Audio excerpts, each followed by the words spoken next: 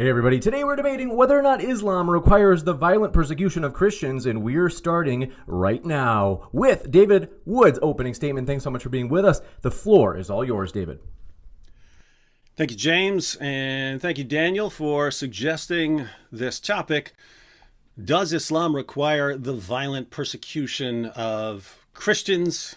I have no idea why Daniel wanted to debate this topic. I assume he's got some brilliant argument up his sleeve. And I must be totally deranged for agreeing to debate Daniel when he's got some brilliant argument that's about to destroy me and end my career. But I really want to know what the argument is, so I guess I'll have to debate to find out. Now, I'm obviously not going to argue that Islam requires the violent persecution of Christians in every situation. It doesn't. If the Muslim community is too weak to violently subjugate non-Muslims, then it's the wrong time to violently subjugate Christians. And if Christians have already been subjugated and have become dhimmis and they've agreed to certain terms and they're paying jizya, there's no need to violently persecute them. There are plenty of teachings in the Muslim sources that seem to call for the ongoing degradation and humiliation of Christians even after they've become dhimmis. But there are other teachings in which Muslims are told to honor their agreements with dhimmis. So I'll grant for the sake of argument that there's no requirement to violently persecute dhimmis. So what does that leave us with?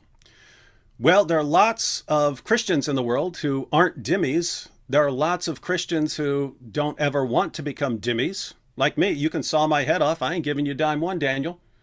Are Muslims supposed to live in a state of perpetual peace and harmony with non-Muslims? Not according to Muhammad. And this brings us to our first problem, Islam's emphasis on jihad and martyrdom. Islam programs people to want to fight non-Muslims. In Sahih Muslim 33, Muhammad declares, "I've been commanded to fight against people till they testify that there is no God but Allah, that Muhammad is the messenger of Allah, and they establish prayer and pay zakat. And if they do it, their blood and property are guaranteed protection on my behalf, except when justified by law, and their affairs rest with Allah." Fighting such an essential part of Islam that Muhammad says in Sunan an-Nasai 3099, "Whoever dies without having fought or having thought of fighting, he dies on one of the branches of hypocrisy." According to Muhammad, you're a hypocrite if you don't fight, or in situations where the Muslim community is weak, you don't at least wish you could fight. The emphasis on fighting unbelievers, combined with promises of virgins in paradise, led to an obsession with jihad and martyrdom in Islam. In Sahih al-Bukhari 2797, Muhammad says, "By him in whose hands my soul is, I would love to be martyred in Allah's cause, and then come back to life and then get martyred, and then come back to life again and then get martyred, and then come back to life again and then get martyred." Being martyred while waging jihad gets you lots of stuff in paradise, gets you lots of virgins in paradise. So if you want to spend eternity deflowering virgins, you'll want to be martyred as much as possible. Why is this relevant here? Well, there are approximately 2 billion Christians in the world, and Muhammad made a religion that calls for the violent subjugation of the entire world and that presents jihad against unbelievers as your golden ticket to the virgin factory. Does Islam require the violent subjugation, the violent persecution of Christians? Of course it does. You're not going to subjugate the world and make Christians pay jizya by getting together and eating falafel at an interfaith picnic. You have to fight. The second problem for Daniel is that the Quran requires the violent persecution of Christians. The Quran does. We're all familiar with Surah 9, verse 29, which commands Muslims to fight Christians until Christians pay the jizya.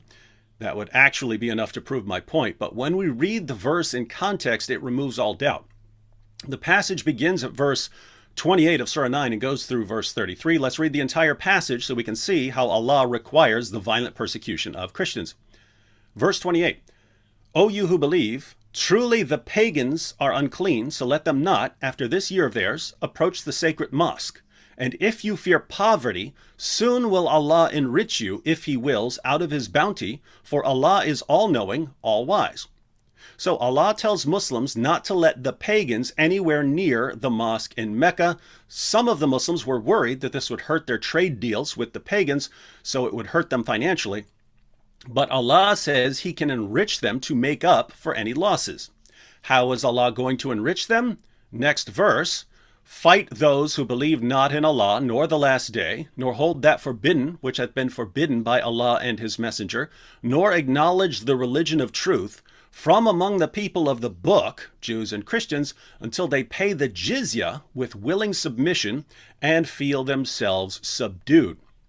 So Allah is going to enrich Muslims by having Muslims fight Jews and Christians until Jews and Christians pay the jizya, tribute money, to acknowledge their inferiority. But why fight Jews and Christians? Aren't we the people of the book? Aren't we believers too? Next verse. And the Jews say, Ezra is the son of Allah, and the Christians say, the Messiah is the son of Allah. These are the words of their mouths. They imitate the saying of those who disbelieved before. Allah's curse be upon them, how they are turned away. So, contrary to what Allah says about Jews and Christians in other parts of the Quran, it turns out that we aren't real monotheists. When Muhammad needed to fight us to make money, we became mushriks. Jews call Ezra the son of God. They don't, by the way. And Christians call Jesus the son of God. Allah got that right, at least. This is the justification for fighting us. Notice that already, if Allah commands Muslims to fight Christians because of our beliefs, does Islam require the violent persecution of Christians? Sure sounds like it. But have we done anything else? Next verse, 931. They took their rabbis and their monks to be their lords, besides Allah, and Christ the son of Mary. Yet they were commanded to worship but one God. There is no God but he. Praise and glory to him. Far is he from having the partners they associate with him. So now Allah says that Jews and Christians take rabbis and monks as lords besides God. We don't, by the way. And he goes on to say that he's far from having the partners we associate with him. So we associate partners with Allah. That makes us mushriks. Any other reason to fight us? Next verse. They desire to put out the light of Allah with their mouths. Notice, it says with their mouths, not by the sword. This is referring to what we say. But Allah will not allow but that his light should be perfected, even though the unbelievers may detest it. Allah won't allow Jews and Christians to spread our false beliefs through preaching. But how is Allah going to stop us? Next verse, 33. It is he who hath sent his messenger, Muhammad, with guidance and the religion of truth, Islam, to prevail it over all religion, even though the idolaters may detest it. How is Islam going to prevail? We already read it, Surah 9, verse 29. Fight those who believe not in Allah until they pay the jizya with willing submission and feel themselves subdued. Now, that's the entire passage. Every criterion for fighting Christians in this passage has to do with our religious beliefs and practices. So if Allah commands Muslims to fight Christians because of our beliefs and practices, does Islam require the violent persecution of Christians? Sure sounds like it. Perhaps Daniel will say that Christians can avoid the violence by becoming dhimmis, but that won't work. Allah demands our silence on a specific issue. We're not allowed to say that Jesus is the Son of God. But the identity of Jesus is part of the gospel. And we know from the book of Acts that even though Christians were happy generally to follow the local laws laid down by various authorities, if the authorities ordered them not to preach the gospel, they responded, we must obey God, not man. So the Quran commands Muslims to fight Christians until we stop saying that Jesus is the Son of God, but we can't stop saying that Jesus is the Son of God. If Allah orders Muslims to fight Christians until we stop doing something that we're not allowed to stop doing, then the Quran requires the violent persecution of Christians. Third problem for Daniel. Muhammad ordered his followers to execute apostates, and we're at the beginning of an avalanche of apostasy. Muslim apologists like Zakir Naik and Ahmed Deedat spent decades lying to their followers. Now Muslims are realizing that their apologists lied to them about Muhammad and the Quran, and they're leaving Islam like it's a sport. When Muslims leave Islam, they usually become either Christians or atheists. Muhammad ordered his followers to kill them. So when Muslims today realize that Muhammad is the most obvious false prophet in history, when they realize that they can't take the ramblings of an illiterate 7th century Arabian caravan robber seriously, many of them become Christians and many of them become atheists. Muhammad said to kill them. If a Muslim leaves Islam and becomes a Christian, what does Islam require? Islam requires that he be executed if he refuses to return to Islam. Is killing people because they've converted to Christianity violent persecution? Absolutely. So does Islam require the violent persecution of Christians? Indisputably. Putting all of this together, Islam calls for the violent subjugation of the world and produces an obsession with martyrdom. This leads to the violent persecution of Christians. The Quran commands Muslims to fight Christians until we pay the jizya and stop saying that Jesus is the Son of God. This obviously requires the violent persecution of Christians. And Islam says that when Muslims convert to Christianity, they have to be killed for converting. That's violent persecution. But as I acknowledged at the beginning of my opening statement, if the Muslim community is too weak to subjugate non-Muslims, then it's just not the right time to violently persecute Christians. So the most obvious path to peace available to us is for the Muslim community to never outnumber or be stronger than the non-Muslim community. This means that we can establish peace by making more ex-Muslims. We can establish peace through the avalanche of apostasy. If the avalanche of apostasy is the path to peace, if the avalanche of apostasy is the way to avoid the violent persecution of Christians, sign me up. I'd be happy to help you with that one, Daniel. Thank you very much for that opening. Thank you very much for that opening statement from David. And want to let you know, folks, if it's your first time here at Modern Day Debate, we are a neutral platform hosting debates on science, religion, and politics. We hope you feel welcome no matter what walk of life you are from. And don't forget to hit that subscribe button as we have many more juicy debates coming up in the future. With that, we're going to kick it over to Daniel for his 12-minute opening as well. Thanks for being with us, Daniel. The floor is all yours. Alhamdulillah, salatu wassalam ala Rasulillah. Thank you, James and David. Let's get to the heart of the matter here. David says that Islam endorses continuous violent jihad against Christians until they convert or pay jizya. And once Christians are living under an Islamic state, they're constantly discriminated against. And according to David, that is persecution. Let me make this easy for you, David. Guilty as charged. Islam is expansionist. It does require expansionist jihad. And when Islam is in power, it does discriminate against non-Muslims. Guilty as charged. But guess what, David? Every political system requires war and discrimination. There never has been, and there never will be, a political system that says we should not use violence to gain power and resources. There never has been, and there never will be a political system that says all beliefs and ways of life should be respected equally. There is no such political system. So why are you judging Islam according to these impossible standards? Let me explain. Imagine a world in which there is no violence, no war, and you can have a political system where every religion and ideology is equal, and there's no discrimination against any group. Sounds good, right? Well, it doesn't matter because this is an impossible world. No such world has ever existed. If such a world could exist, David's criticism of Islam might make sense. In the real world, however, David's criticism of Islam makes absolutely no sense because offensive wars and inequality necessarily exist. This is for the simple reason that groups are always engaged in violent struggle for power and resources. That has literally been the history of the world since the beginning of the human race. So Christian apologists focus on these two issues: expansionist war, and then the whole inequality / dhimmi issue. First, let's talk about expansionist war. David wants to blame Islam for having expansionist war, but guess what? Every group, once it has power, engages in expansionist war. Literally every single group, past, present, and future. We have to have a realistic view of the world. In reality, relationships between nations are based on power, and nations are constantly competing for power and resources. The Muslim stance toward any other nation will depend on power. So where Muslims don't have power, they can pursue a political strategy of qualified peace and reconciliation with other groups, or even a situation where non-Muslims are privileged over Muslims. This was actually the case with the early Muslim community, not only in Mecca, but also with the Treaty of Hudaybiyah. When the Muslim nation does have more power, then it will pursue a strategy of spreading Islam through military conquest and privileging the interests of Muslims.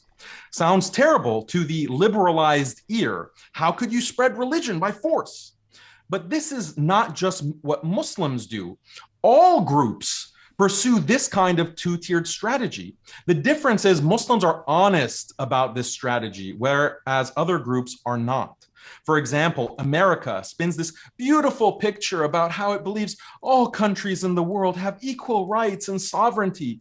But the reality is American foreign policy is always aiming to create a world order that is under the control of American power and serving American interests. And this is pursued through all manner of coercion, war, violence. What would make America stop doing this? Nothing. Only if America loses power and is forced to stop by another more powerful nation. The same exact thing is the case with Russia, China, India, Israel, literally every nation. If you don't have power, try to forge peace and reconciliation. If you are in power, violently expand. Historically, Christian nations have literally followed this same exact policy. Jews have followed this exact policy. Hindus have literally always followed this same policy. Hindus are this nice little peaceful group when they live as minorities, but once they get a little taste of political power, like in modern India, they start bulldozing mosques and lynching beef eaters. So Islam has the same view that literally all other nations have, including Christian nations in the past.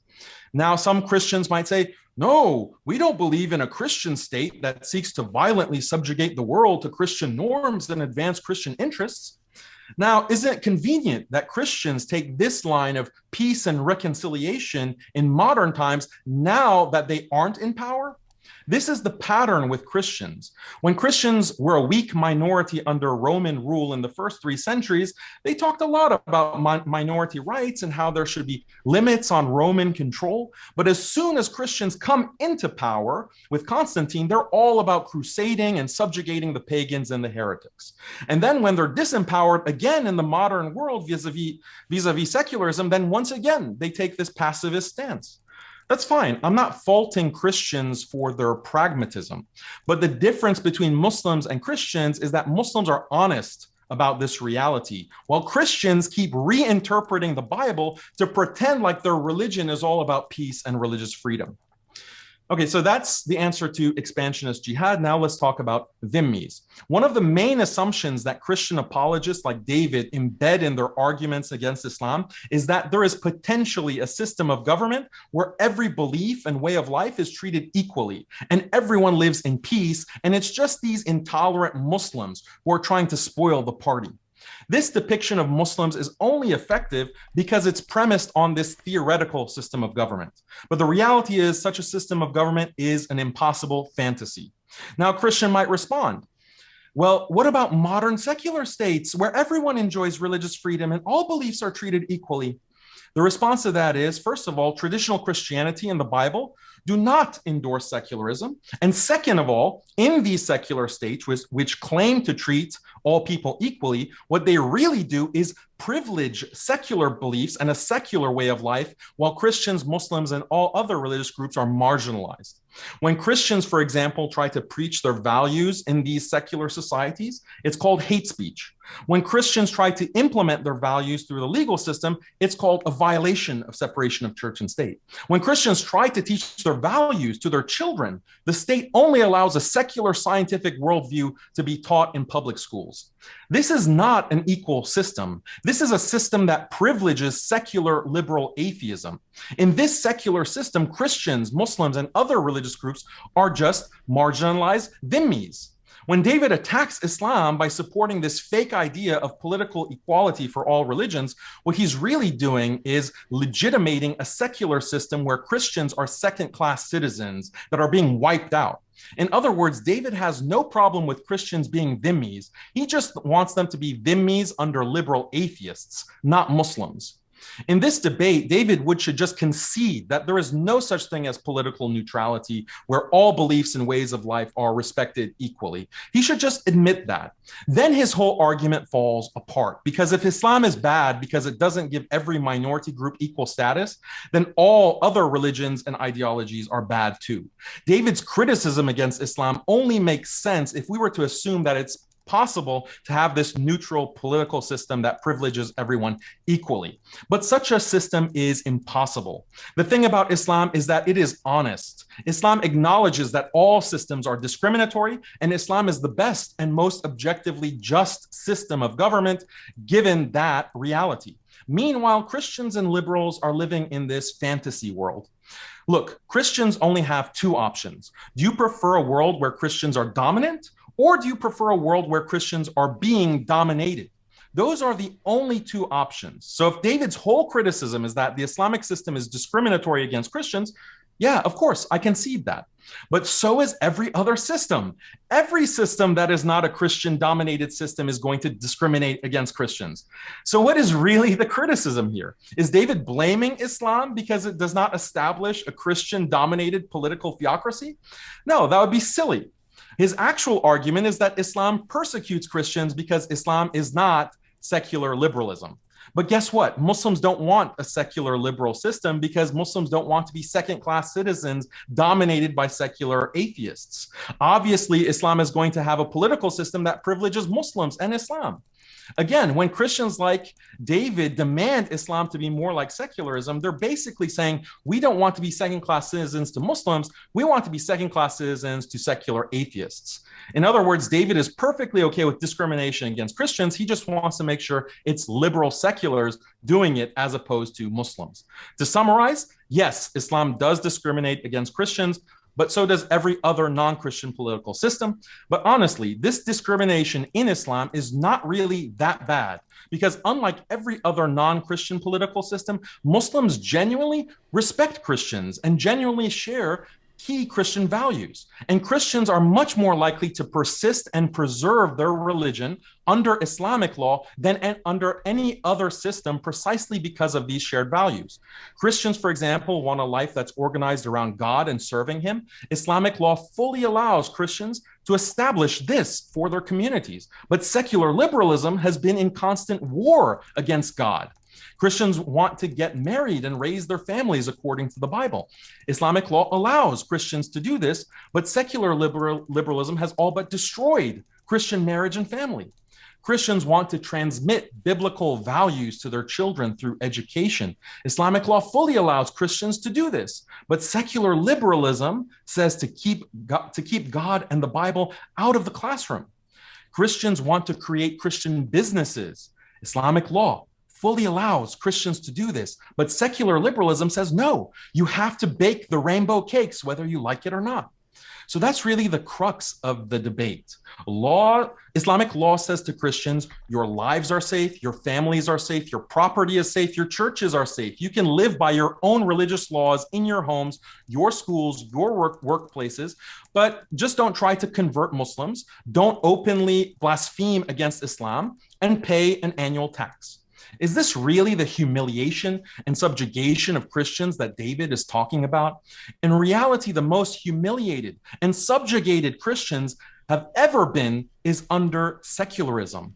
So Christians should ask David, what is it really that you're trying to promote here? Is it Christianity or is it secular liberal atheism? Thank you very much for that opening as well. With that, we're going to jump into the rebuttals, and want to let you know, folks, if you enjoy debates like these and you have friends who enjoy debates like these, hit that share button and share this debate with them. That share button is just below. And with that, thanks so much, David. The floor is all yours for your 7-minute rebuttal. Thank you, Daniel. And this has officially been the easiest debate in history. because it looks like we agree. The topic is, does Islam require the violent persecution of Christians? It seems like Daniel is saying, yes, absolutely, but everyone's doing it. Well, great. That's kind of irrelevant if everyone's doing it. The question is whether Islam does it. That's the topic of our debate. Let's go ahead and see where we're at. In my opening statement, I pointed out 3 ways that Islam requires the violent persecution of Christians. 1, Islam places so much emphasis on jihad and martyrdom that the violent persecution of Christians is inevitable. 2, Allah claims in Surah 9, verses 28 to 33, that he sent Muhammad to fight Christians and force Christians to pay jizya in order to silence Christians and keep us from saying that Jesus is Lord. You're obviously not going to silence billions of Christians without some serious violent persecution. 3, Muhammad clearly commanded his followers to kill apostates. So when Muslims leave Islam because they see through the lies and they become Christians, what happens? Islam says kill them. That by definition is violent persecution. So I laid out multiple ways that Islam does indeed require the violent persecution of Christians. How did Daniel respond? He didn't say anything that would address any of these points, except maybe thinking that dimitude isn't as bad as we might think, but we can always go into that a little further. Instead, he argued first that he says that he grants that Islam is expansionistic and that it discriminates against non-Muslims. No disagreement between us there, but as soon as he said that, the debate was over. This debate was over. We could have another debate on another topic, but on the actual topic of this debate, we agree. The answer is yes, Islam does require this.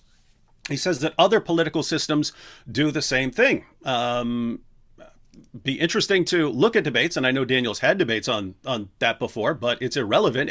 Every political system in the universe could call for the violent subjugation, violent persecution against Christians. That wouldn't change the fact that Islam does. So the question before us is whether Islam calls for the violent persecution of Christians, and we agree on that.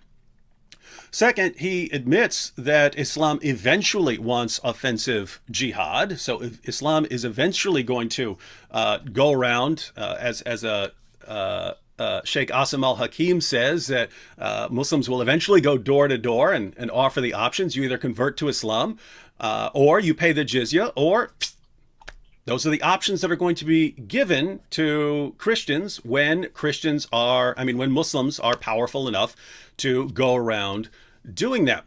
So obviously that's not a situation we want to be in. What's Daniel's response? He says, well, other ideologies do it too. It's great, but not relevant to our topic. Whether every other ideology in the world is more peaceful than Islam, or whether every other ideology in the world is even worse against Christians than Islam, is not relevant. The question is, does Islam require violent persecution of Christians? Third, he says, well, Christians follow the same pattern. This would also be irrelevant to the topic. But this is one thing I'll grant, is this is a thing that humans do. When any group of people get in a position of power, they try to maintain that power. That's a human thing. The difference is that's not built into our religion. That's not what the apostles commanded Christians to do. That's not what Jesus commanded us to do, to go out and violently subjugate the world, or to strive after political power wherever we can find it. Later Christians did that. That's not built into our religion. It is built into Islam. It's built into Islam to subjugate everyone else, and everyone else has to be under the authority of Islam. But with that said, completely irrelevant. We could grant, for the sake of argument, that Christianity somehow calls for the violent subjugation of the entire world. What does that have to do with the topic? Does Islam require the violent persecution of Christians? We agree on that. Fifth, he says that Christians are much more likely to preserve their religion and their values under Islam. Well, that's just ridiculous. There's no requirement right here in let's say the United States. There's no requirement that I'm not allowed to say that Jesus is Lord, that I'm not allowed to go preaching the gospel. There's no law here that says I can't go preach the gospel, and that someone can't believe the gospel and leave their religion and become a Christian. There's nothing stopping us here. Daniel, we're sitting here having a debate on this topic. We couldn't have this couldn't be conducted in the same way in a Muslim country that is officially following the teachings of Islam, because of some of the things I've said already. That would be a death sentence. So the idea that Islam will somehow preserve Christian values better than secular liberalism sort of leaves it to us to preserve it if we want to. And so that task falls to Christians to go ahead and do that. In Islam, it's, hey, you're a dhimmi now, pay us money, and whatever you do, you don't get to go around preaching the gospel. You don't get to go around criticizing Islam. You don't get to go around doing any of these things. And so you can just look at the impact that's had in the Middle East. There used to be Christian majority nations. Now you look at the number of Christians in that population, and you end up with 4 or 5% population of Christians in certain places. And so what happened there? Well, how did Islam preserve that religion for them? How did Islam help that? Well, you didn't. You treated them as second-class citizens and treated them horribly and persecuted them. And over a period of centuries, this sort of thing has an impact. Now, Daniel may say, well, secularism is going to do the same thing. That may be the case. Absolutely irrelevant. I'm not obsessed with controlling the world. I'm not told in my religion we're going to go out and subjugate the world. We're told we're going to be persecuted, that everyone's going to hate us, and that we're going to be on the receiving end of persecution, not that we're going to go out and become the persecutors. You have Christians who say, no, well, in order to avoid that, we have to go and become the persecutors. But in Christianity, we're told we're going to be the persecuted. So finding out that one day we may no longer be the world's top religion or something like that, it's not upsetting to us. In Islam, if you find out that you're not going to be able to subjugate the entire world, we got a problem, because that's what Muhammad said you're going to do. You got to thank you very much for that rebuttal, David Wood. And we're going to kick it over to Daniel as well for his rebuttal, which is 7 minutes as well. And want to remind you folks, if you haven't yet, hit that like button. And Daniel, thanks so much. The floor is all yours. Okay, David. So just to respond to your points, this is one thing that I want to ask you. When have Christians in history ever not sought to dominate Muslims as soon as they have the opportunity to do so? When? Name one time in history where Christians had power and they did not seek to dominate Muslims. You won't be able to find one example of that. And that's very significant, because Muslim rules with engaging, or Islamic rules for engaging Christians, are going to depend on Christian actions. And if Christians, as long as Islam has existed from the time of the Prophet, peace be upon him, sallallahu alaihi wasallam, Christians have been trying to dominate Muslims, then that is going to shape what Islamic policies are. So wherever you see this kind of domination, or you see this kind of reaction from Muslims, it's not like Christians are these little lambs that have been, sitting peacefully in Europe or in, the Roman Empire, or the Byzantine Empire rather, and they haven't had any kind of belligerence. No, they're actively crusading. They're actively attacking Muslims. They're actively expanding. Now, you may say that this has nothing to do with Christianity, but Muslims can't bank on what, your David Wood's peaceful pacifist interpretation of Christianity. Muslims have to deal with the real world. And in the real world, throughout history, Christians have been extremely belligerent, extremely expansionist. So that's what Islam is actually addressing. So another thing that you mentioned is this avalanche of apostasy that supposedly Muslims are going through. Where's the evidence for that? I recently just posted stats, official objective stats from Pew on who is actually experiencing an apostasy of an avalanche of apostasy. It's Christians. It's Christians. And why do you think that is, David? I mean, this is something that we should address. The reason is liberal secularism. This is what is causing the avalanche of apostasy for Christians. Muslims are actually gaining numbers in terms of religious switching. So you can put out all of these, stupid videos with quoting, what you call Dawagandists, saying things about, we have to worry about apostasy of our youth. That's all you have are sound bites and clips taken out of context. Let's look at the actual statistics about who is experiencing an avalanche of apostasy. You say Daniel concedes the debate. And that's false. I have not conceded the debate. Okay. The debate topic is that Islam endorses violent persecution. And implicit in this claim, or tacit to this claim, is that Islam supports measures which are not inevitable. But I just explained to you in a very clear way that this kind of violence that you're criticizing Islam for is actually inevitable. And you acknowledge that. You said this is human nature. And so again, I'll ask you, do you concede that any existing system counts as violent persecution? If you concede that, then it does take the whole wind out of your argument against Islam. You're singling out Islam as a system of violent persecution, because the implication of that is that this is not the same for all systems. You should make that explicit. You should concede that, yes, there's violent persecution in all systems, all political systems, including the secular liberal one. The term violent persecution implies injustice. It implies something that is contrary to human decency. So that's the definition that or the connotation of the word that I'm operating under with this debate topic. So I do not concede that there's violent persecution. I concede that there's discrimination, but discrimination is inevitable. Okay. You claim again that violent expansion is not built into our religion. Yes, it is. Violent expansion is not built into Christianity in the sense that you want it to mean, in the sense of, oh, well, right now, today, me, David Wood, I'm not going to go and start hacking people, as you put it. Rather, when I say that violent expansion is built into your religion, what I mean is that it is something that is morally acceptable according to Christianity. And in our last debate, you conceded this.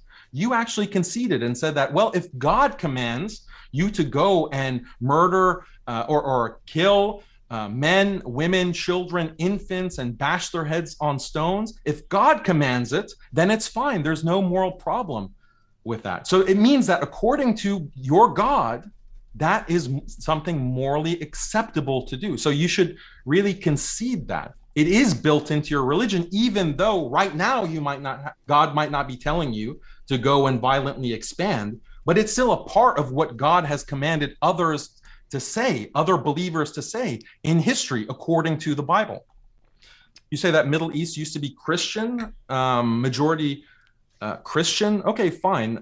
Yes, I agree that the policies of Islam have led to Christians converting to Islam over the course of 1400 years. But look at what secularism has done to Christians. Europe also used to be a majority Christian, hardcore Christian. Look at it now. Europe is the graveyard of Christianity. What has caused that, David?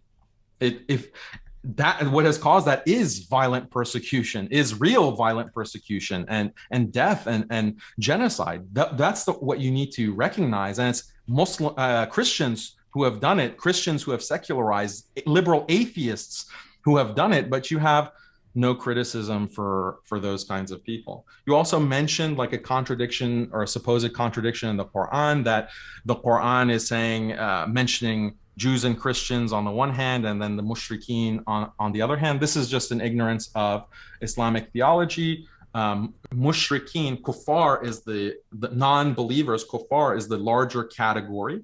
And under that larger category, there are different kinds of non-believers. There are mushrikeen. That's another big umbrella. It's like a subcategory. And then mushrikeen have subcategories. So some are people of the book, Ahlul Kitab, are also considered mushrikeen, are also considered those who associate partners with God. And they're also non-believers because they reject the final messenger, sallallahu alaihi wasallam, peace be upon him.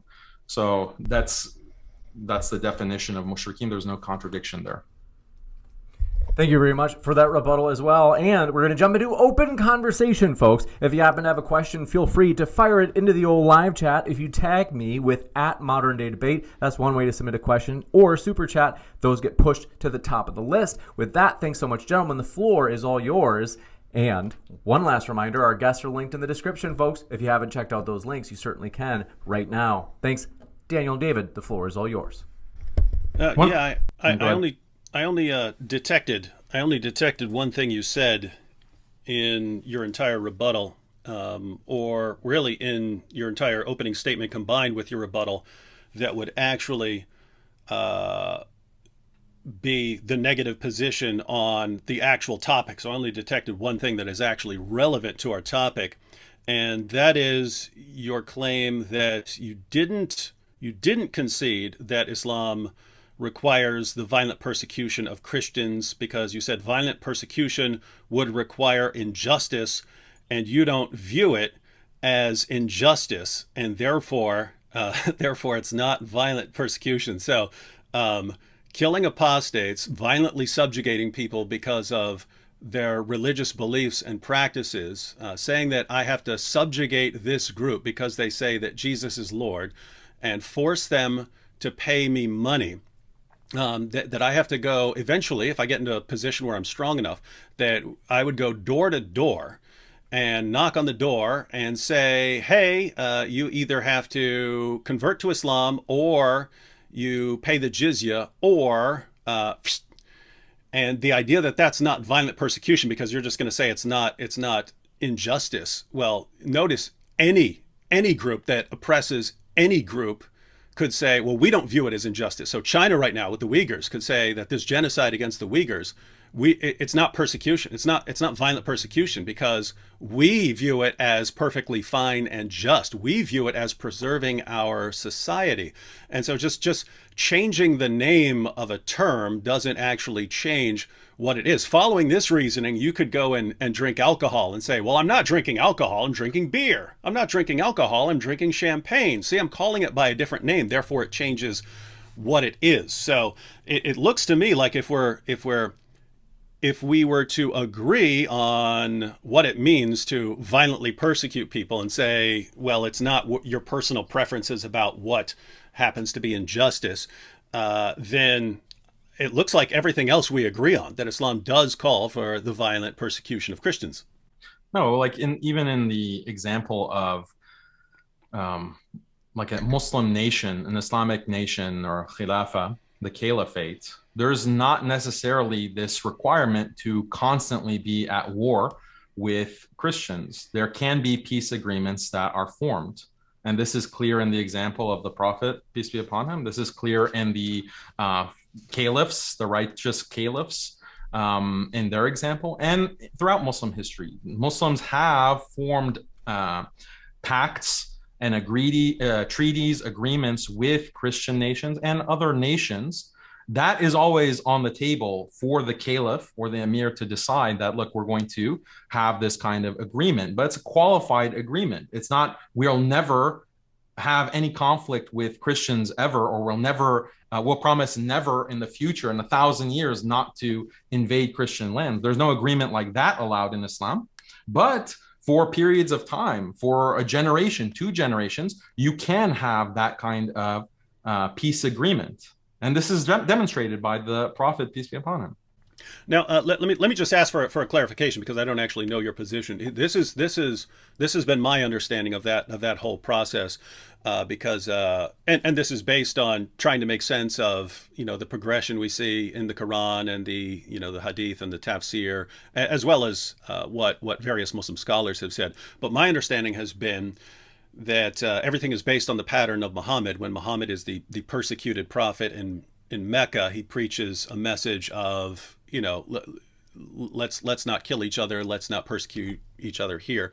And then later on, he formed alliances and had a larger number of followers around him. Then the message changed to one of defensive jihad. You can fight now, or actually eventually required to fight in self-defense of the community. So if someone is attacking the community in various ways, then you would fight back, and Muslims should unite and fight back. And then eventually you have offensive jihad. Once Muslims were powerful enough to subjugate Arabia, then they subjugated Arabia. So I've always regarded what you were just saying about forming peace agreements, and you said that they're temporary.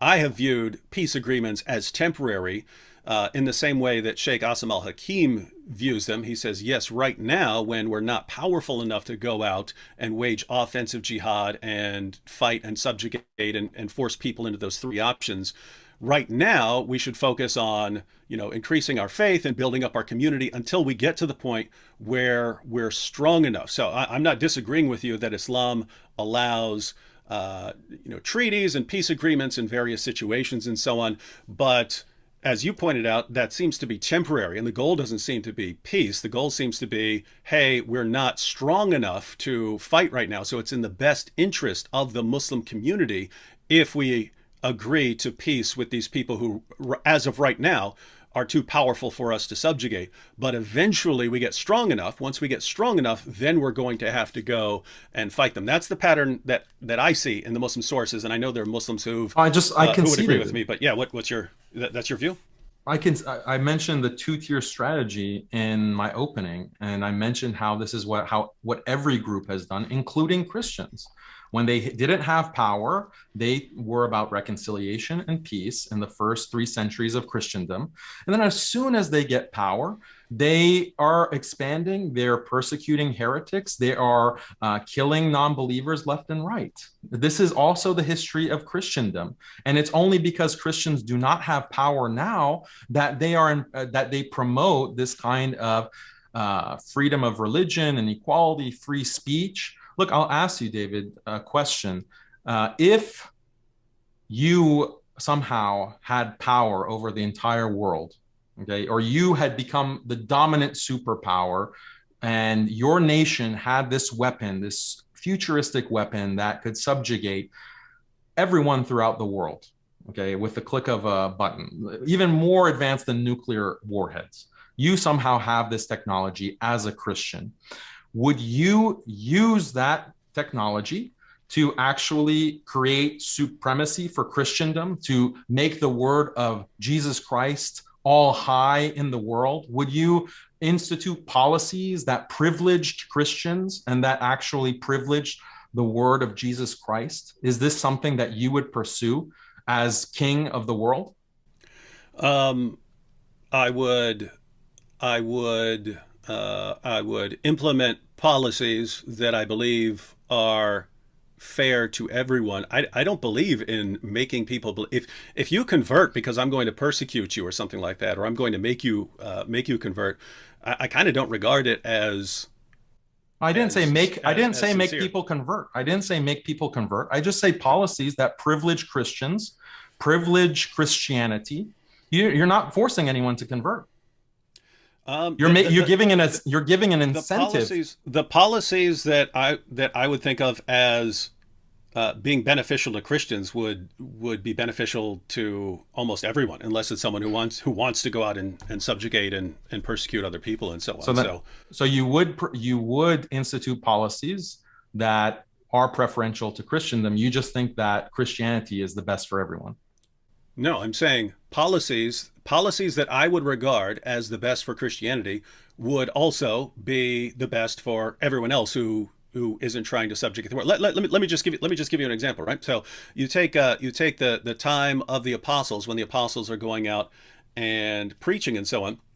There was a time when there was a conspiracy to murder the Apostle Paul. So his enemies in Israel wanted to get him from the Romans, to a Jewish trial because they were planning to execute him. They were planning to murder him along the way. And the Apostle Paul tells the Romans, hey, there's a plot to kill me here. Don't let them do it. And the Romans actually use their army to get him to safety. Then he's having a trial, and it's clear that people are coming after him based on certain claims that he's made and so on, that Jesus is Lord. And he says, I appeal to Caesar. Who's Caesar? Caesar's a total pagan. But the Apostle Paul was totally happy, saying, hey, I'm a Roman citizen here, and I have certain rights, and those rights are a benefit to me. Namely, people can't just randomly kill me over things. The government will protect me. So that's a situation where what was best for the Apostle Paul didn't need the Roman emperor to be a Christian and to enforce Christianity on people. Paul wanted the freedom to go around preaching the gospel and not to be interfered with. And so I'm fine with that. Like the Apostle Paul, I'm fine with that. I'm fine if the government says I'm not going to interfere. This is irrelevant to the example that I gave. Well, the things you're saying, in my example, the things you're saying are irrelevant to the entire debate. No, it's not, because you're complaining about Islam wanting to have this kind of Islamic law implemented across the entire globe. And I'm giving you the exact same scenario. I'm saying if somehow Christianity was dominant and you could privilege Christianity through policies that would, basically through force of law, privilege Christian belief, incentivize conversion to Christianity, even punish blasphemy, let's say, but you can strike that if you don't want it. There's still law and order. You're not forcing anyone to convert, but you're just establishing a system where Christianity is privileged. And you said right now that, yes, you would want that kind of system because Christianity is the best. So you want a system like you're the king, but you would have like a Muslim vice president or vice king, and your administration would have Hindus and Buddhists and Muslims, because it's freedom and equality for all, right? According to your system, right? Yes or no? Let me just give you my view, because it might help you understand things. No, just answer the question. Just answer the question. You have these very long answers, David. You can just say yes or no. Why can't you say yes or no? There's a huge misunderstanding here. You assume that political power is good in the sense of if your group can get into political power, then you can implement your policies. I view political power as something that will corrupt people once they have it, almost inevitably. So if you take Christians who for 3 centuries never crossed their minds to get violent, suddenly you give them a bunch of political power, and they've been persecuted for centuries now. It's a pretty natural inclination to say, all right, now we have to stop and never be in that situation again. So let's go out and strive for to maintain this sort of political power. So you think that Christians should never have power? Because power corrupts, so Christians should never strive to have power. You want to live in a world where Christians are always being dominated by other groups? Not what I'm saying. Not what I'm saying at all. There are two choices here, David. Christians are dominant. They have a dominant system that privileges Christianity, or Christians are being dominated. Those are the only 2 options, logically. Which one do you prefer? I would not trust a system where Christians dominate and enforce Christianity on other people. So you want atheists? You want atheists to be dominant? I don't trust any of them. That's the point. That's the point. That's the point. I don't trust anyone who's going to be implementing these kinds of policies. That's why if you're going to do anything, the best case scenario would be something that is best for the most people, where the government actually says, okay, there are certain things that we're not going to interfere with. If you guys get violent, then yes, we have to interfere with it. If one group is going to subjugate another group, then we have to interfere. But apart from that, we're not saying you have to believe this or you have to agree with that religion, or you're not allowed to say that religion. Daniel, you're free to walk down the street and preach your religion. I'm free to walk down the street and no, you're not. Preach my religion. You're not free to preach your religion. This is something else I wanted to respond to. You're not free to preach the Bible. Go to any European secular country. There are hate speech laws. There in Finland, they just put someone in prison for sharing verses. Then they would be screwed up. Then that would be messed up. If you're punishing people it's hate for speech. It's hate speech. Yeah, it's hate speech. No. How is that? Secular justification. The secular justification is that these verses are hateful. You can't teach these verses because I don't. But that's the point. I don't want governments to have that kind of authority over people, because inevitably they become corrupt and start crushing people. So I don't like it from secularists. I don't like it from Muslims. I don't like it from anyone. No, that's based on their. It's very simple. Don't stop me from saying what I want to say unless I'm calling for violence or something like that. You're saying they're doing it too. Great. Then I don't like it when they do it. I don't like it when they do it. I don't like it when Muslims do it. If Christians do it, I wouldn't like it when Christians do it. And again, nothing to do with the topic right now. Does Islam require? No, it does. All of this has to do with the topic, because the topic is religious freedom and religious minorities. The topic is not religious freedom. The topic is. Those are the points that you're bringing up. You're saying that your argument was that Islam infringes on the rights of Christians. This is an infringement of your religious rights. Absolutely. So that's what the topic is. I do want to move maybe into like a new zone of anything that's been brought up in the statement so far once you guys are ready. I know if you have one last thought on that, David. Well, I didn't have any answer from David on this question. You want Christians to be dominated. So that means you want. No, it's not. No, it's not. I would like a government that does not, that doesn't dominate us. So you want a secular liberal. You want a secular liberal government. You're asking me what kind of government I would prefer. It would not be any sort of government that is oppressing me or telling me I can't preach the gospel or anything like that. With that said, I'd be fine with a king if he's a good king. I'd be fine with democracy if it's pretty fairly well-informed people who aren't sending us into insanity and so on. So I'm fine with I'm fine with a variety of. Daniel, what is it? Tell me what this government is. I have no concept of here's the government that I want to impose on the world. And you're saying, David, what kind of government would you impose? I don't want to impose. How can you criticize? No. You can't criticize Islam and Islamic governance and Islamic law if you don't have an alternative. What is the alternative? What is the alternative? I'm saying that Islam is the best alternative. Islam is the best alternative, and you're saying no, it's not. Okay, so give me your alternative. I would say clearly it's not a Christian-dominated alternative. I would take almost anything except for maybe a really diehard communist nation, which I would regard as comparable to Islam. But the bottom line is look at the things you're saying. Well, they might classify something you say as hate speech, something like that. That's not nearly as bad. That's not nearly as bad as things would be for Christian. We don't have to focus. Country. We don't have to focus on hate speech. Topic? What about focus on the topic? No. What about rights of Christians as a minority? How about marriage? Look at Christian marriage and how it has been disintegrated. How Christian families have been disintegrated over the course. Yeah, how likely it is for you to how likely is it for you to get divorced? How likely is it for your children to leave Christianity? How likely is it for you to transmit your values to your children? Very unlikely, increasingly unlikely, more unlikely by the day under a secular system that supposedly is giving you all of this freedom and equality. Like I said, look at Europe. Yes, it is the topic. To be fair, I do want to move back to any of the topics that have been covered so far. This is where you guys would have a chance to address anything that's been brought up in your previous statements too.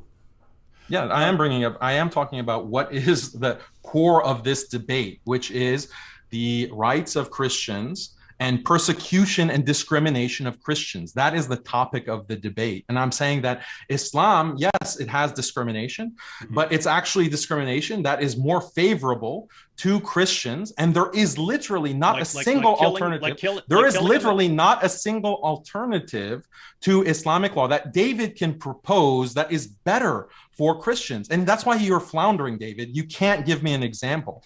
And you even say that, my job is not to give you an alternative example. Okay, so you can see that there's literally nothing better that you know of to Islamic law. So you can just take these cheap shots at Islam without having an alternative. If someone leaves Islam and converts to Christianity, and under Islam, you would execute him. You don't see why I would think that's actually worse than, do you know the history of secularism? Do you know how many Christians were murdered in the French Revolution by the atheists? Yeah, you don't know what I'm talking about. Yeah, great. Yeah. I don't like that. That's the secular system either. Listen. So what's the alternative? Daniel, listen to what you're saying. Does Islam require the violent persecution of Christians? There are all sorts of ways we can look at this, calling for the violent subjugation, making them second-class citizens, making them pay tribute money, killing apostates, things like that. And your response is, but the French Revolution did it too. It's like, it's not even the tu quoque because you're not saying I did it, but it's like a kid when you say, "Hey, Johnny, why'd you steal that candy?" Well, Mom, everyone was doing it.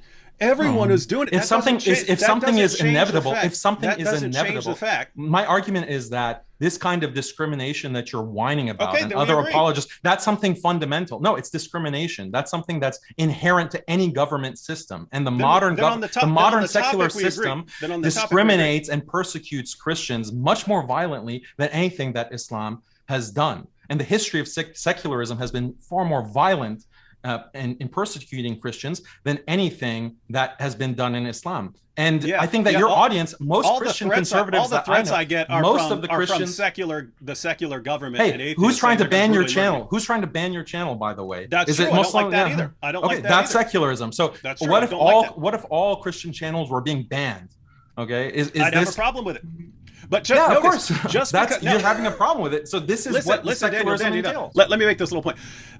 If when they do that, when they start banning channels and so on, in fact, you could go to my Twitter page when they ban Muslim channels. I actually complain and I say, hey, you shouldn't be banning this. What am I doing? I'm saying, hey, you shouldn't be taking sides in these kinds of religious issues and so on. But notice, suppose I were to complain to them and say, hey, you shouldn't be telling Christians or Muslims and so on what they're going to say. Imagine them saying, well, Muslims would do it too. Muslims would tell you what you can say too. That would be irrelevant to me. Do you think that would be irrelevant to me complaining to them about what they're doing? We're debating. Do you think Islam Holocaust deniers? Do you think Holocaust deniers should be banned? I want to see what's your level of free speech absolutism. Do you think like Holocaust denial? No. I think you should expose them. I think you should expose them as stupid. Okay, so.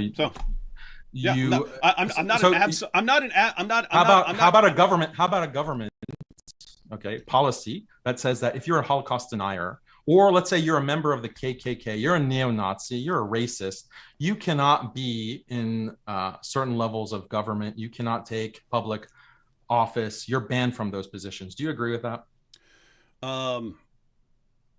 I'd have to think about it. Again, Daniel. I'm not. So neo-Nazis are okay to take official positions in the government, according to you. No. I mean, what sort of I just want to see which beliefs do you want to discriminate against? Because you say that you're open to all beliefs. There shouldn't be any policies against any belief. What about neo-Nazi beliefs? What about KKK? So in your ideal government, Daniel, this is such a simple topic. This happens. Don't interrupt me, David. In so many debates. Do not interrupt me, David. Let me finish my thought. You are ain't your dimmy here, but I'll go and let you continue. But the point is, maybe soon. Everything you're saying, maybe is a soon, David. Don't speak too soon. It's not end of the debate over. We don't know if you're going to be my dhimmi or not. But answer the question. So are you fine or are you not fine with having neo-Nazis, KKK members, people with these kinds of beliefs, outright racism? They're not violent. They just espouse this kind of white supremacy. Are you fine with them being in positions of government, public policy, and being able to preach their views about white supremacy? I think you have some people who aren't terribly far off some of that, and especially in Europe, you're getting people that's not an answer. Who aren't very far off from that. You approve of that? Do you approve of that or not? No, you're oversimplifying it. If you wanted to rule, if you wanted to rule people out, you'd have to describe the policies that would be used and show how they would be implemented in order to ensure that certain people with certain views are excluded. And if those policies... Do you think they should be excluded? That's the question. If those policies... You're just rambling. You're avoiding the question. Dude, I'd have to see the You have to see the policy. The policy is neo-Nazis and white supremacists cannot take public positions in government. So they cannot be public school teachers. The government only says that. The government only says that. Yeah. Just no neo-Nazis, right? No neo-Nazis. Neo-Nazis, no KKK. I think it would have to be more general. It would have to be if you hold views in the government calling for the racial superiority of one group or something like that, then again I don't know how you do this. You'd have to. It's not something you just decide and say this group is magically banned. And again, totally, completely, utterly irrelevant. Yes, it is relevant. I don't know why you're relevant from the topic. Does Islam neo-Nazis require the violent persecution of Christians? Don't try to weasel out of it. Let me give you 5,000 hypothetical scenarios about a government and how to rule out neo-Nazis. Does Islam require the violent persecution of Christians? You're the one who talked about blasphemy. This is blasphemy. According to secularism, it is blasphemy. Because the Quran talks about blasphemy. Yeah, it is blasphemy. That's the topic of the debate. Daniel, you can't. Look, you're interrupting me. No, I let you talk. I let you talk. Don't interrupt, David. Don't interrupt. Don't interrupt. Let me point out the inconsistency so you can understand it, and the audience can understand it. You started out by saying that you wouldn't want to ban any kind of people based on their beliefs. So presumably you're okay with Muslims, with Hindus, with Satan worshippers, even in government. You want everyone to have a fair, equal shot at being in government. Then I asked you about KKK and neo-Nazis and white supremacists, and you said, no, we should have limits on those kinds of beliefs. So that means you have more of an allegiance to secular liberal ideas about blasphemy and what is out of bounds than you do of Christianity itself, than Christian norms and Christian values itself. That's the contradiction in your perspective. You keep saying I said things that I didn't say. In fact, I said very clearly earlier that if every other system in the world called for violent persecution against Christians, it would not change the fact that Islam calls for the violent persecution of Christians. So, but there's no win to that argument. I really thought you had a philosophical background. That's like saying Muslims are bad because they, eat living things. It'd be stupid because everyone you're the one who asked for the topic. Does Islam require the violent persecution of Christians? I said yes. It sounds like you're saying yes, but saying no if we tweak the definition of what persecution is. But you're saying, well, everyone calls for the violent persecution of everything else. Therefore, no, I said discrimination. Therefore, Islam doesn't. I said discrimination, and you weren't able to give me. You're not able to give me a single example of, number one, I asked you for Christians who haven't tried to dominate Muslims. Give me one example of that ever in history. You're not able to do that. I'm not trying to dominate you. No, but in history, prior to modernity, because now you're not in power. Christians are not in power. So I asked, when Christians are in power, give me an example where they haven't tried to dominate Muslims. When Christians dominated Europe and America, they could have subjugated the entire world and kept it. Yeah, they were trying to do that. Just listen to yourself, David. When Europeans, when Christians took over South America, one second. I do want to give David a chance to respond there. No, you missed the point. Right now, Christians have enough. I mean, there are 2 billion Christians. We make up a third of the world's population, and we have some of the most powerful countries that the world has ever seen. I don't see a lot of Christians saying, hey, we need to go around. Christians are not in power today. Liberal atheists are in power, not Christians. Christians are being jailed for citing the Bible. Christians are being called domestic terrorists when they go to their local schools and they demand that their children aren't taught Satanism. That's the reality of Christians. I'm surprised that you're trying to defend modern liberal secularism. It's shocking to me. Not what I'm trying to defend. I'm saying I don't know any Christian. I know a lot of. Let me put it this way. I know a lot of Christians. I don't know any Christians who say, "Hey, let's go out and subjugate." They're not in power. Let's go out and subjugate the Middle East. They're not in power. So. Muslims aren't in power. You guys are still talking about going around and subjugating the world. I acknowledge that. I know. We're honest. That's the honesty. That's the honesty of Islam. Saying.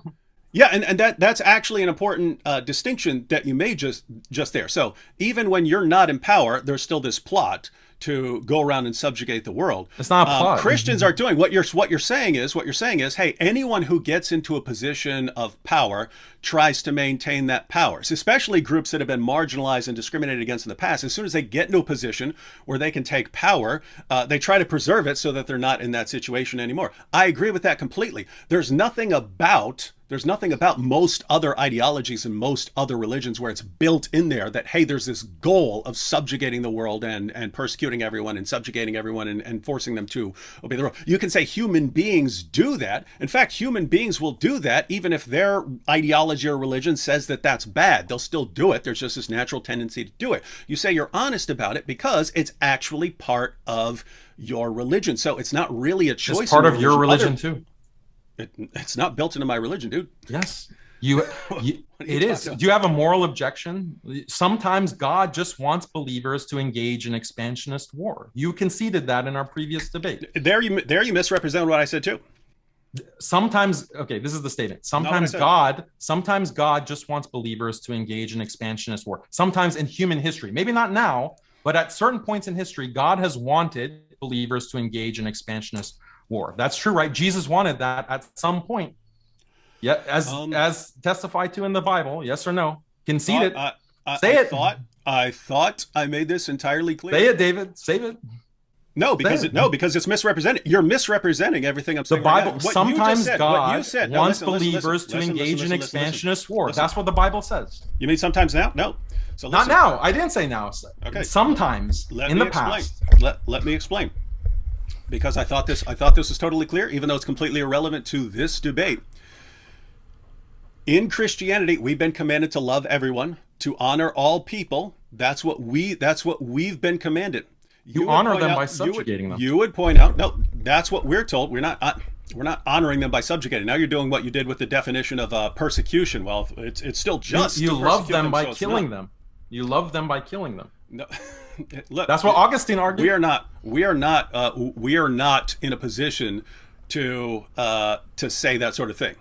If we're told Augustine said it. If we are told to live in peace with all people, and you say, well, to live in peace is to murder them all, great. Thank you for sharing your Islamic views. Isn't the world going to be the most peaceful? Hold on, we have to go into 2-minute segments if we can't stop the interrupting. I do want to give David just a little bit more time before we come back to you, Daniel. Sorry. Apologies. So when you're talking about the Old Testament, I'm pointing out that is not in a previous debate. I pointed out that what you had there, very different from a situation that we're in today. You have God actually there, pillar of cloud, pillar of fire, fills the temple, performing ongoing miracles, no disease, no miscarriages. They're ongoing miracles, and you have the visible presence of God.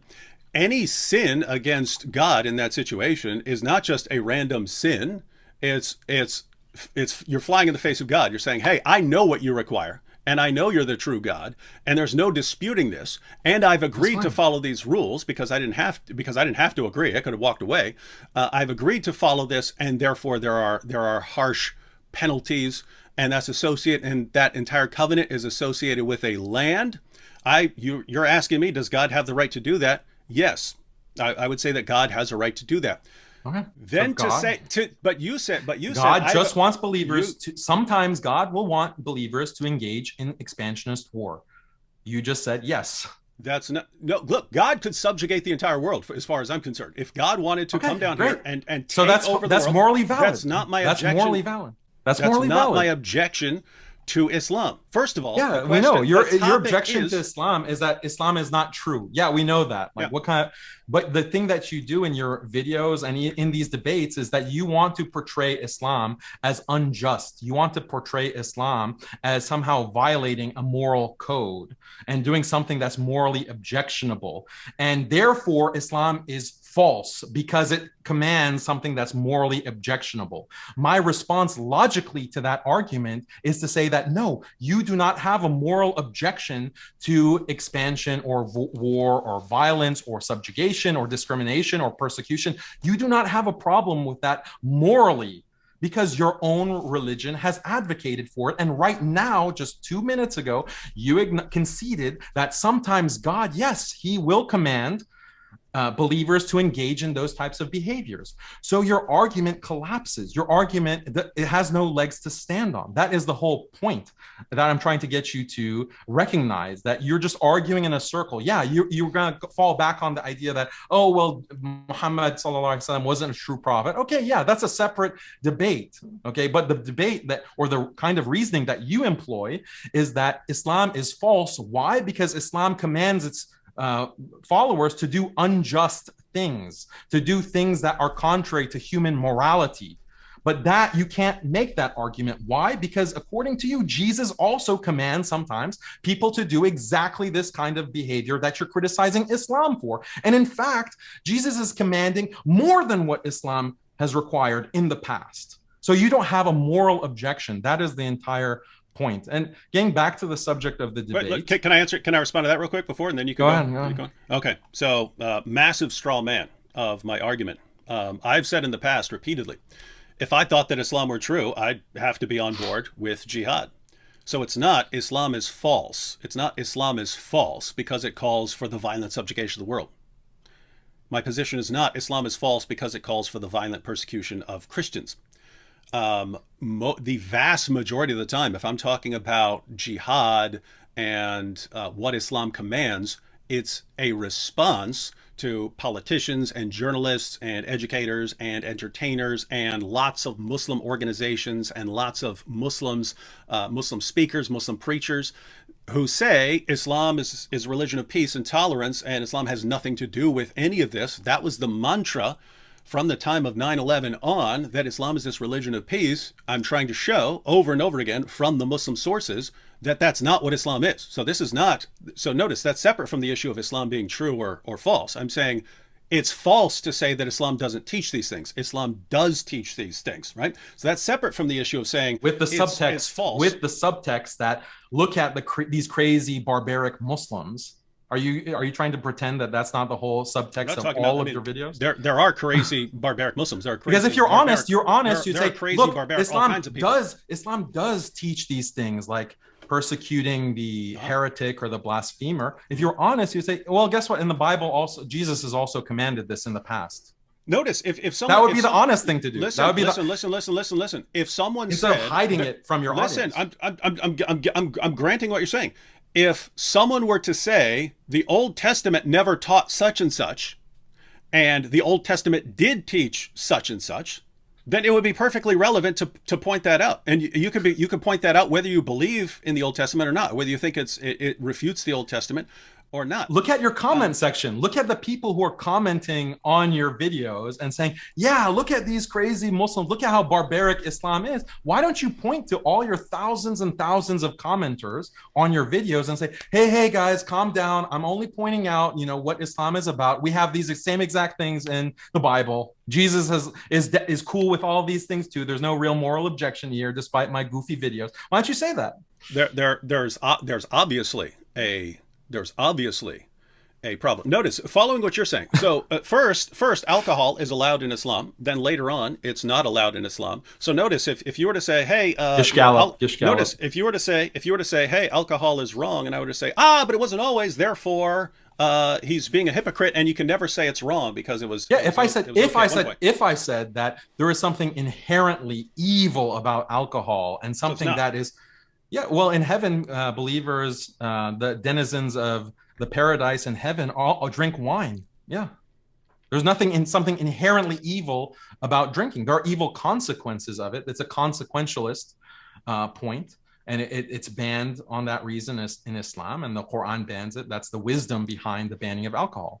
But if I had that kind of response and said that, alcohol is inherently evil, that would be a contradiction, but you're strawmanning. So I would agree. God has the right, if God wants to. God, I mean, as far as I'm concerned, if God wanted to wipe us all out and say, human beings are just too bad, I'm gonna wipe everyone out, I would think that God has the right to do that. He's the one who created us and sustains us for every moment of our existence. But what you have biblically is once you progress, so you have in the ancient world, so you're talking 1400 BC, very, very weird place. You have these rules for a particular parcel of land for a certain amount of time. Then when you get to the gospel, in other words, the final marching orders of Christianity. In other words, you can contextualize all you want. The Bible contextualizes itself. The final marching orders. If you read the Bible and say, what am I supposed to do now? I'm supposed to love everyone, to live in peace with everyone, to harm until no one, Jesus returns, to do good, to even if God read Revelation. Read Revelation. Book of Revelation. God will judge. That's You'll the point. come That's the point. and you'll rule with the iron rod. I trust Jesus to rule. I do not trust human beings to do a good job of it. That's what I'm saying. The final marching orders of Christianity right now, what are we supposed to do? Live in peace with everyone to the best of our ability. Doesn't always work like that. Love everyone. That's what we're commanded to do. Final marching orders of Islam, whenever you are in a position to do so, violently subjugate the rest of the world and impose dhimmi status on people and so on. And so to act like we're in the same ballpark, it's what you can say is, hey, I agree that that God has the right to do certain things. But as far as human beings having the right to do certain things now, I'd say no, because we've been commanded to do certain things. And so if God Islam, told if human beings Islam, in the Bible, Hold on, God just tells let human beings just let David finish that in thought. the past, I promise, according to you, to Oh, do hold on one second, expansionist war. Daniel. Just to let David finish that thought, and then we'll come right back to you, Daniel. Okay. oh no, it's, I thought he was done with this point. yeah, That's I why was, yeah, Daniel, sorry. yeah, he didn't cut me off. I was done. Okay, sorry about Yeah. that. Yeah, I mean, I'm just a broken record at this point. You can go through all the contextual points that you want. No problem. I have no problem with this contextualization. I call it the magic of reinterpretation, actually. You engaged a lot of that, David. So no problem. Do that all day. But the point is that there is no moral objection that you have to expansionist war, to dhimmitude, to jizya, to punishing blasphemers, to killing heretics. You have no problem. You have no moral objection in and of itself to those things. No, you can't, because Jesus commanded those things in the Bible. You might think that, okay, now there's a period of time where it's not applicable. But you have no moral objection to any of those things. So you have no moral, wait, you have no moral objection. You have no moral objection to alcohol, right? In and of itself, no. Okay. Because it's something that at certain times can be made permissible by God. Then we're using the term moral very differently here. And matter of fact, let me give you an example from the Quran. So I thought that you're not supposed to bow down to various things. Allah tells everyone to bow down to Adam, and Satan says no, and then Satan gets punished for not obeying what Allah commanded. When if you look at it, Satan's saying it's not just rebellion. He's saying, wait a minute, I'm fire. He's just made of clay and earth. Why am I going to be bowing down to him? It seems like Satan was actually, from an Islamic perspective, on the right page. Wait a minute, we've got Allah here, and we're not supposed to be bowing down to some mere human, so this must just be a test. And it turns out Allah was saying, no, you have to go ahead and do it anyway. So what I'm commanding you right now is what you have to do. If you have the commands that are directed towards me or the commands that are directed towards you, right? The command to go out and fight this group, something that's not directed towards me, and not directed towards you. There are commands that are directed towards you that aren't directed towards me. If I have commands that are directed towards me, I would say I have a moral objection to violating those commands. And you say, but there was some other time when, in a different place, thousands of years ago, where there was a different rule. Yeah, it's still required of me to obey the commands that my God commands me as part of the covenant I'm under. Keeping the commands of a covenant that I have entered into with God, that obviously I have a moral reason to obey those commands. If I don't, then I'm violating a covenant with God. It doesn't get more moral than that. What you're talking about is, some hypothetical scenario where I wasn't commanded to do these things or something like that. Is something wrong just in and of itself in every conceivable situation? That's not what I'm saying. That's what your audience thinks. That's what your audience all of your audience, as evidenced by your commentators, all of them think. Yeah. At least the ones that I see cheering for your videos, they believe that, wow, you're showing how Islam is so barbaric because it has these practices, and the kind of moral reasoning that they're using in that moment when they're watching your videos and commenting on them is that these are inherently wrong practices. And they believe that Christianity or Jesus is all about peace. You should correct your audience. Say, no, guys, Jesus is not all about peace. Only in this current covenant is he all about peace. At all other times, he's been about expansionist war, violent jihad, smiting the unbelievers. He's going to actually come back in human form and do that, as the book of Revelation says. That should be your message, David Wood. So you need to be consistent. I've talked about that, dozens of times and dozens of debates and so on. So I've discussed all that repeatedly. My objection to Islam is that Muhammad is the most obvious false prophet in history. That's my objection to Islam. But in addition to that, it also calls for the violent subjugation of the entire world. So people need to be aware of it. As does every system. People who say it doesn't need to be corrected and refuted. So that's my position, in case anyone's not clear on it. 1 minute in left. Christianity, whenever Christians have had power in their history, regardless of what David Nothing and to do with the debate. his magic of reinterpretation, they have violently persecuted and subjugated. They have killed the most people in the past 200 years as a religious group, by far as Christians. So this does have something to do with the debate, because given that reality, yeah, Muslims are going to have certain policies that will try to limit the control of Christians in the Islamic lands, because they don't want to be massacred like these Christians have been doing for the entirety of their history. That's actually a very Allah concede commanded that from all eternity. The Quran is eternal. The Quran is eternal. Allah commanded the violent persecution of Christians from all eternity. David, if there's a group that has been wanting to violently kill you and your religion, does it make sense to have policies to kind of limit the control of those individuals in your society? I'll give you a chance to respond, David, but then we do have to go into the closing statements. Well, it's just, I mean, it's pretty hilarious that Islam expands from Mecca and Medina. You're not answering the question. No, listen, because you just massively misrepresented Islamic history. Islam expands across Arabia, expands across northern Africa, up into Europe, up into Spain, and coming from the other side as well, both sides of Europe, all along southern Europe, pirate havens and so on, expands eastward all the way until you get into India and China and so on. And to say, oh, it's just because everyone's attacking us. Dude, you didn't expand like that by defense, defending yourself against. I never claimed that. I never claimed that. If Muhammad had stayed, you're the one who's claiming that Christians are these innocent little lambs, and they're being persecuted by all these Muslims. Okay, yeah, you're complaining about Muslim policies, and I'm saying that those policies are actually very reasonable. That's the topic you suggested. Does Islam require the violent? Exactly. I'm saying that this discrimination actually makes a lot of sense given the violent nature of Christians as demonstrated through history, not the magic of reinterpretation of David Wood. We have to kill the apostates because of the violence of Christianity. We have to stone the heretics. We'll jump the heretics, as Moses said. I guess we'll end with that. Let's see the 4-minute conclusions. We're going to start with, as we started at the start, we'll start with David for the conclusions and then wrap up with the final speech from Daniel before we go into Q&A. Thanks so much. David, I got the clock set for you at 4 minutes. The floor is all yours.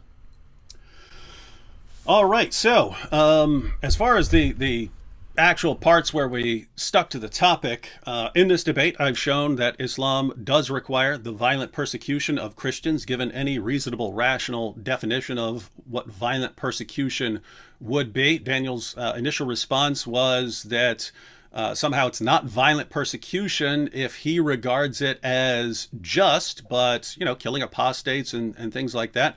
That's still violent persecution. What you just say is it's just. We have to do this. But that's an agreement. So I've shown that Islam does require the violent persecution of Christians. Islam calls for the violent subjugation of the entire world and encourages an obsession with martyrdom. This leads to the violent persecution of Christians. I showed that Muslims are commanded to subjugate Christians until Christians no longer say Jesus is Lord. This is directly out of the Quran. This is Surah 9, verses 28 to 33. Every justification and requirement for fighting Christians in that passage has to do with our basic religious beliefs and practices. So if there's a command to fight us until we pay the jizya and feel ourselves subdued, we feel ourselves subjugated, and we pay jizya in acknowledgement of our inferiority, that's violent persecution, especially when it's all based on us proclaiming that Jesus is Lord, that Jesus is the Son of God. Because we claim that Jesus is the Son of God, we have to be silenced by enforcing dimitude on us. And the pattern is we can either convert, we can relinquish our rights to at least publicly proclaim the gospel, or we can be killed. So that's obviously the violent persecution of Christians. If it's, hey, we have to violently subjugate these people to keep them from saying Jesus is Lord. And notice even there, there are passages of the Quran that talk about self-defense. Allah, in this crucial passage, does not say, hey, Christians are going to be out to get you. Christians are going to come after you. Therefore, you need to defend yourselves. What does he say? Hey, they're preaching the gospel. They're preaching that Jesus is Lord. You have to subjugate them and silence them. How are you going to do that? By sending Muhammad with the religion of truth to prevail it over all religions. And I pointed out that Islam requires Muslims to execute apostates who convert to Christianity. Killing someone for converting to Christianity is obviously violent persecution. Now, Daniel seems to agree with most of what I said that's actually relevant to the debate. So it's clear that even if he wants to redefine some terms, he believes that Islam requires quite a bit of violent persecution against Christians. And so what he's arguing is, but everyone does this, that Christians have done it, that every ideology you can come up with would do the same thing. Certainly wouldn't do it in the same way. And you can you can ask Christians where they'd like to live. You can ask Christians in various places in the Middle East. I get messages all the time, David, can you help me get out of this country? So the proof is in the pudding here. And so what's Daniel's position? It's that everyone is doing it, and therefore we don't have the right to complain when Islam does it. But notice, this debate is not even about whether it's right or wrong. It's not about whether it shows Muhammad to be a false prophet or not, whether it shows Islam to be, a false religion or not. It's simply, does Islam require the violent persecution of Christians? And I would say, indisputably, it does. Any honest reading of the Muslim sources say that it does. So this debate was over from the opening statements. This debate was over because we really granted the core of the debate. Everything else since then has been off-topic smokescreen.